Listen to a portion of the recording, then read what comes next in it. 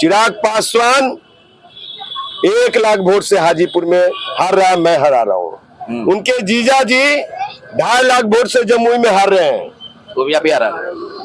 हम जाएंगे प्रचार के लिए जमुई भी, चिंता मत कीजिए। एक को समर्थन दे रहे हैं हम। समस्तीपुर में वो जिसको उतारेंगे, वो अशोक चौधरी की बेटी हो चाहे उनका भाई हो, ये लोजपा रामविलास पासवान का उम्मीदवार हारेगा वहां भी। आप कैसे हाजीपुर में चिराग पासवान को मात देंगे, ये बताइए पहले। अरे भाई, चिराग पासवान ये कौन है बोला? इतना कमी तो गिना दी है। आप क्या किए चिराग पासवान? हाजीपुर में कौन सा मुद्दा लेकर आप जा रहे हैं और जनता क्यों चुनेगी आपको? सुनिए, मेरी मुद्दा लेके नहीं, हमने काम किया है।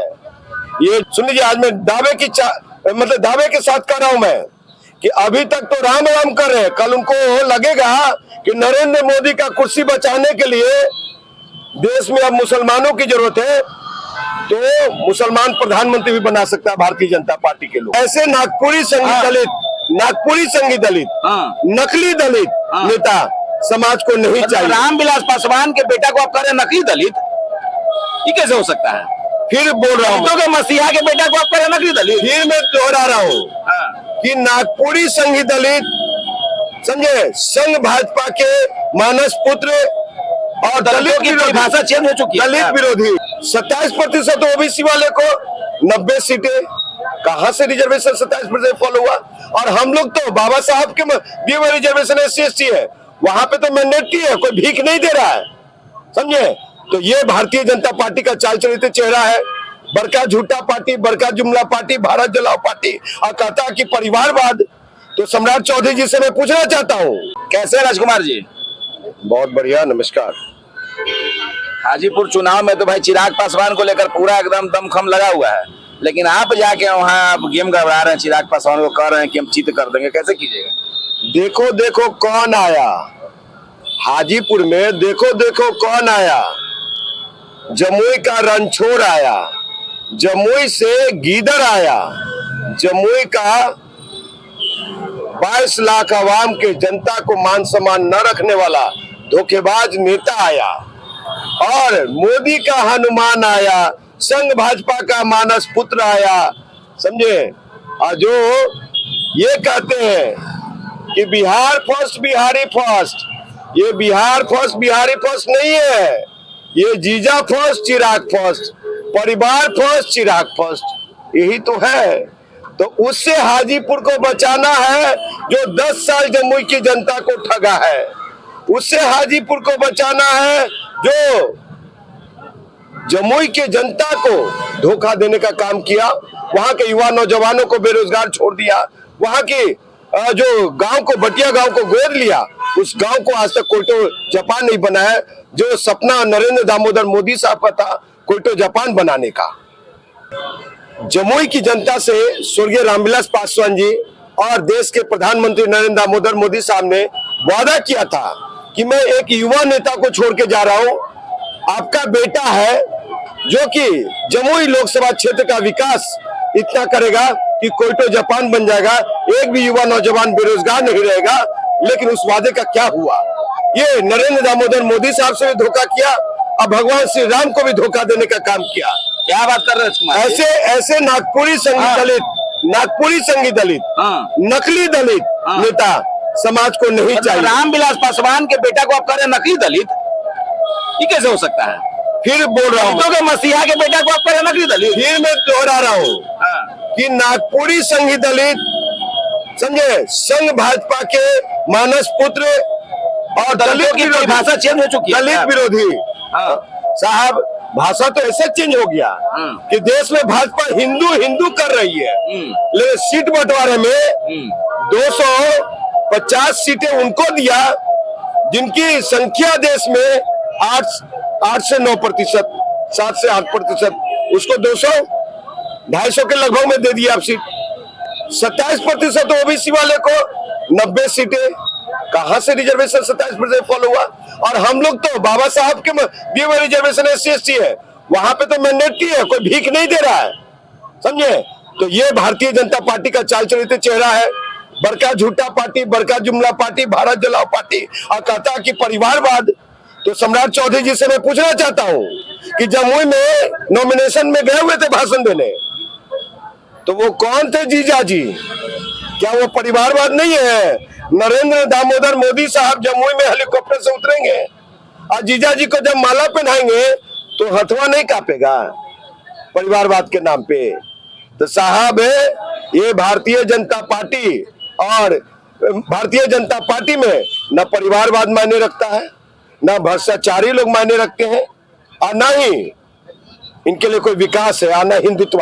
सुन लीजिए, आज मैं दावे के साथ कर रहा हूं मैं कि अभी तक तो राम राम कर रहे हैं, कल उनको लगेगा कि नरेंद्र मोदी का कुर्सी बचाने के लिए देश में अब मुसलमानों की जरूरत है, तो मुसलमान प्रधानमंत्री भी बना सकता है भारतीय जनता पार्टी के लोग। वही बात बोल रहे हैं आप। एकदम आपके चैनल के माध्यम से बोल रहा हूँ, डंके की चोट पे बोल रहा हूँ मैं। ये सभी के संघ, यानी कहना यह आता है संघ को और भाजपा को मुसलमानों से परहेज नहीं है, संघ प्यार परहेज वहीं तक है, परहेज वहीं तक है, खाली अभी वोट की राजनीति तकरार है, समझे? ये देश का सबसे कमजोर प्रधानमंत्री अभी तक मिला है, जो कहते हैं कि 56 इंच का सीना है, समझे? जो कहते हैं कि एक सर कटेगा तो 10 सर लाएंगे, जो कहते हैं कि हमारे पास लॉन्चर है, एटम बम है, परमाणु बम है, न जाने कितने हथियार है, लेकिन 140 करोड़ आवाम को इस देश के प्रधानमंत्री किससे डराते हैं? इतनी सा देश से, पाकिस्तान से, जिसको कभी भी मसला जा सकता है। लेकिन वो प्रधानमंत्री वहां नहीं बोलते हैं, चाइना घुस गई है, बर्मा घुस गई है, नेपाल घुस गया है, वहां पे बोलती बंद है साहब का। आप कैसे हाजीपुर में चिराग पासवान को मात देंगे, ये बताइए पहले। अरे भाई, चिराग पासवान ये कौन है भला? इतना कमी तो गिना दी है, आप क्या किए चिराग पासवान? हाजीपुर में कौन सा मुद्दा लेकर आप जा रहे हैं और जनता क्यों चुनेगी आपको? सुनिए, मेरी मुद्दा लेके नहीं, हमने काम किया है। ये जो गंगा सेतु स्टील नुमा पुल बना हुआ है, तो 2014 में जब आम आदमी पार्टी के टिकट पे हम चुनाव हारे, तो आम आदमी के बैनर पे, उस आम आदमी पार्टी के बैनर पे 106 में धरना दिया कि मोदी साहब ग्रामीण इंडिया के द्वारा बनाई हुई पुल गंगा में कभी भी समाधि ले लेगी, और 12 जिला का, पटना से, उत्तर बिहार के 12 जिला का पटना से संपर्क टूट जाएगा। इसलिए इस पुल को तोड़ करके पुनः नवनिर्मित पुल बनाया जाए, नया पुल बनाया जाए, या इसको रिपेयर किया जाए, या स्टील नुमा बनाया जाए। आप देखिए, आपके सामने स्टील नुमा सारे अखबारों में आया था। और झूठ बोल रहा हो तो मेरे ऊपर FIR करो। फिर आप ही का देना उपलब्धि आपकी है? जी, मेरी उपलब्धि है। फिर 19 में वहां की जनता ने मुझे तीसरा स्थान दिया, लगभग 50,000 वोट दिया, 4% वोट दिया। 50,000 वोट लाए थे पिछला बार साहब, सब रिकॉर्ड में जाकर देख लीजिए आप। आपको बता रहे, तुरंत त्वरित रूप से कहा मैंने कि पटना मेट्रो रेल पटना में क्यों, उसमें काम शुरू ही हुआ था। पटना मेट्रो रेल पटना में क्यों, पटना मेट्रो रेल को हाजीपुर से जोड़ा जाए, और हाजीपुर मेट्रो सिटी होने वाली है, पास हो गया है, और जरूर वहां पटना मेट्रो पहुंचेगी। साहब, ये चिराग पासवान कौन? कल तक दलित महादलित को लेकर के नीतीश कुमार को यही चिराग पासवान गाली बक रहे थे। जो पासवान समाज में समस्याएं हैं, बेरोजगारी का, दूसरा रेजिमेंट का, समझे? पासवान के बेटा लोग जो माटी टाटी में रह रहा है, बेहतर शिक्षा नहीं मिल रहा है। ये बताइए, जमुई के कितने पासवानों को जब कूपन मिलता था केंद्रीय विद्यालय में एडमिशन कराने के लिए, DPS में करवाने के लिए, नवोदय में करवाने के लिए, कितना बेटा को उन्होंने एडमिशन कराया चिराग पासवान ने? 6 फर्जी कंपनी का मालिक है वो, मैंने कहता हूँ, वो हलफनामा में दिया है, समझे? 6 कंपनी का मालिक है। कितने जमुई के पासवानों को रोजगार दिया उस कंपनी में? ये सवाल पैदा होता है। हम तो कुछ नहीं है, तो 2-2 कार्य किए, बहुत लोग के लिए हॉस्पिटल में करते हैं। तो आपको बता दूं, चिराग पासवान 1 लाख वोट से हाजीपुर में हार रहा है, मैं हरा रहा हूँ। उनके जीजा जी 2.5 लाख वोट से जमुई में हार रहे हैं। वो भी आप ही आ रहा है? हम जाएंगे प्रचार के लिए जमुई भी, चिंता मत कीजिए, एक को समर्थन दे रहे हैं हम।